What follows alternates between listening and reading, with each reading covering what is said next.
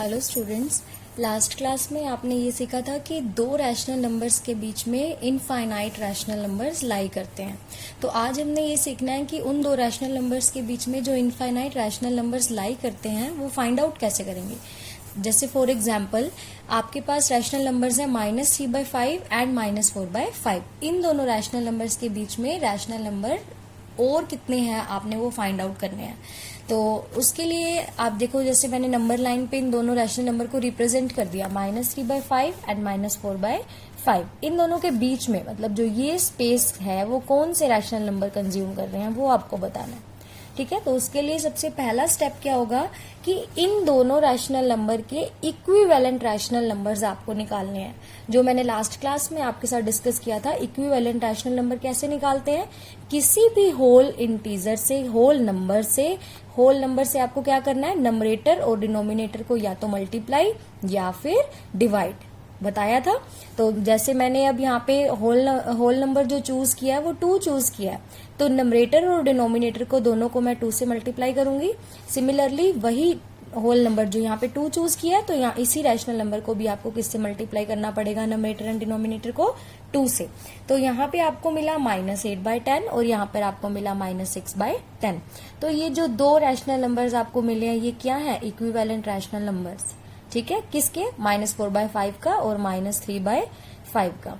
ठीक है, अब स्टेप 2 क्या होगा आपका, इन दोनों इक्विवेलेंट रैशनल नंबर्स के बीच में कौन लाई कर रहा है, सिंपल क्लियर दिख रहा है, -6/10 -8/10, बीच में क्या होगा, -7/10।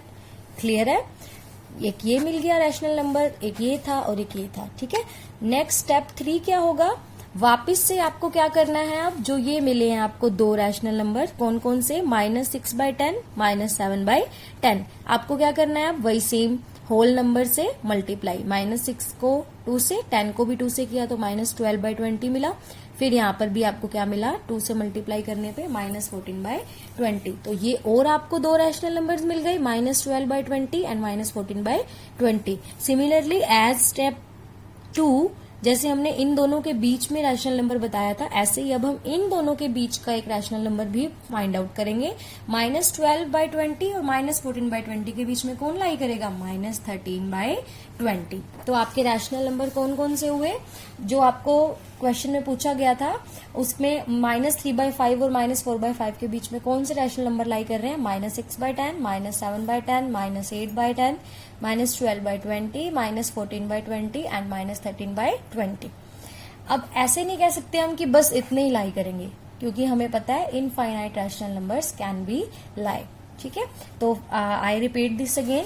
स्टेप फर्स्ट में आपको क्या करना है, equivalent rational number find out करने हैं, और स्टेप 2 में आपको क्या करना है, उन दो इक्विवेलेंट रैशनल नंबर के बीच का रैशनल नंबर आपको बता देना है। ठीक है, अब यही स्टेप वापस से रिपीट करना है। अब इनमें से ये वाले दो ले लो, ठीक है, इन दोनों के को इक्विवेलेंट बताना है, फिर इन दोनों को ले लेना। ठीक है, तो ये स्टेप आपका कंटिन्यू चलता रहेगा, पहले इक्विवेलेंट फिर दो इक्विवेलेंट के बीच वाला रैशनल नंबर। ठीक है, इसी तरीके से आप रैशनल नंबर्स फाइंड आउट कर सकते हो।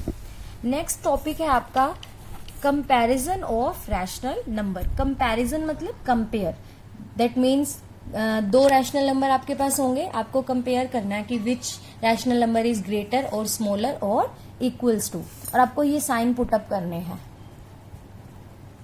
ठीक है, जैसे मेरे पास एग्जाम्पल है -1/3 एंड -1/4।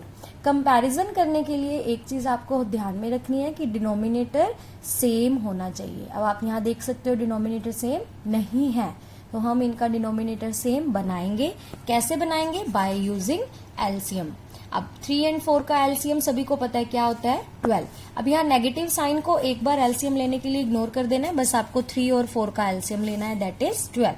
ठीक है, फिर आपको ये चीज भी पहले क्लियर की गई है। अब आपको क्या करना है, -1/3 है यहाँ पर, और जो एलसीएम होगा वो आपको क्या देता है, डिनोमिनेटर। ठीक है, तो एलसीएम 12 आया है, तो आपका डिनोमिनेटर क्या बन गया, 12। ठीक है, अब 3 को किससे मल्टीप्लाई करेंगे, 12/4 से, या फिर आप ऐसे भी कह सकते हो 12 को 3 से डिवाइड करोगे तो क्या आएगा, 4। तो 4 मैंने यहाँ पर लिख दिया। यही नंबर आपको क्या लिखना है, ऊपर। तो क्या मिला, -1 × 4 इज -4, 3 4 जा 12। Similarly 4 the rational number -1/4। Denominator तो 12 मिल ही गया एलसीएम से। अब 4 को किससे मल्टीप्लाई करें 12 मिले 3, या फिर आप ऐसे कह सकते हो 12 को 4 से डिवाइड करने पे क्या आएगा 3। इसी नंबर से आपको ऊपर भी मल्टीप्लाई करना है। क्या मिला -1 इंटू 3 इज -3, 4 इंटू 3 इज 12। अब देखो आपको पता चल रहा है डिनोमिनेटर 12 डिनोमिनेटर 12 हो गया ना सेम डिनोमिनेटर, तो अब आपका काम सॉल्व हो गया, डिनोमिनेटर सेम हो गया। अब आपको नंबरेटर कंपैरिजन करना है। -4 और -3 तो हम देख के बता ही सकते हैं कौन बड़ा है। आपको पता है नेगेटिव क्वांटिटी जितनी छोटी होती है वो बड़ा कंसीडर होता है। जैसे -3 जो है वो ग्रेटर देन है -4 से, दैट मीन्स ये रैशनल नंबर इस रैशनल नंबर से बड़ा है। तो आप देख लो -3/12 किसके रिस्पेक्ट में था -1/4 के, that means -1/4 is greater than -1/3।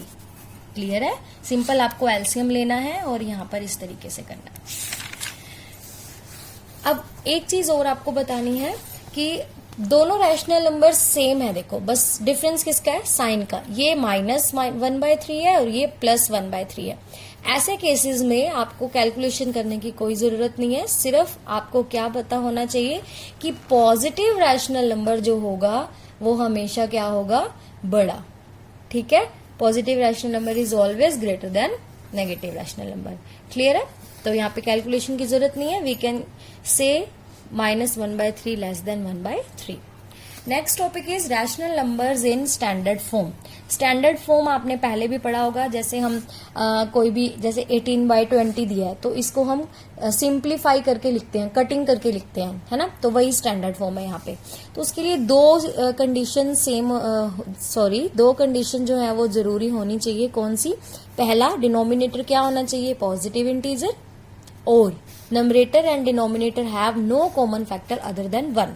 अगर ये दोनों कंडीशन फुलफिल हो रही हैं दैट मीन्स वो रैशनल नंबर स्टैंडर्ड फॉर्म में है, अदरवाइज नहीं है। और अगर नहीं है तो हम उसे स्टैंडर्ड फॉर्म में बनाएंगे। For example standard form of 18/45। अब आपको रैशनल नंबर दिया है 18/45। देखो अब आपको ये दो कंडीशन चेक करनी है। Denominator is positive integer, check. 45 is positive integer, okay, first condition is true. Second क्या है, numerator and denominator have no common factor other than 1, check करते हैं। अगर आप इसकी कटिंग करोगे तो आपको क्या मिलेगा, ये किस पे कट होगा आपका 3 पे, 3 6 जा 18 और यहाँ पर आपको क्या मिलेगा 15। दैट मीन्स इन दोनों के बीच में कॉमन फैक्टर क्या है 3, क्योंकि ये भी 3 पे कट हो रहा है और ये भी 3 पे कट हो रहा है। लेकिन ये कंडीशन तो कह रही थी कि 1 के अलावा कोई भी कॉमन फैक्टर नहीं होना चाहिए, बट वी हैव 3। ठीक है, तो इसका मतलब ये स्टैंडर्ड फॉर्म में नहीं है। क्यों? क्योंकि सेकंड कंडीशन फॉल्स हो गई। तो अब हम इसको स्टैंडर्ड फॉर्म में बनाएंगे। कैसे बनाएंगे देखिए। अब 18 को जैसे हमने ऊपर 3 से डिवाइड किया था और 45 को भी 3 से किया, क्या मिला आपको 6/15। अभी भी आपको पता है कि ये दोनों एक ही टेबल पर जा रहे हैं जो कि 3 है। 3 2 जा 6, 3 5 जा 15। फिर से इनके बीच में 3 कॉमन फैक्टर आ रहा है, तो ये अभी भी स्टैंडर्ड फॉर्म में नहीं है। वापस से इसको 3 से डिवाइड करोगे तो आपको क्या मिला 2/5। अब 2/5 कोई भी ऐसा टेबल नहीं है जिसमें कॉमन फैक्टर आए। जैसे 2 के टेबल में जाएगा, 5 के टेबल में जाएगा, तो there is only 1 common factor. तो वही कंडीशन कह रही है कि 1 के अलावा कोई भी कॉमन फैक्टर नहीं होना चाहिए, जो कि हम यहाँ देख रहे हैं। That means 2/5 is in standard form. इसका मतलब 18/45 की स्टैंडर्ड फॉर्म क्या है 2/5। क्लियर है? तो आपका होमवर्क क्या रहेगा आज के लिए, solve question 8 part 1 to 4, question 9 1 2 3 5th part, and question number 10 का first, second and third part of exercise 9.1 in NCERT book. ठीक है, थैंक यू स्टूडेंट्स।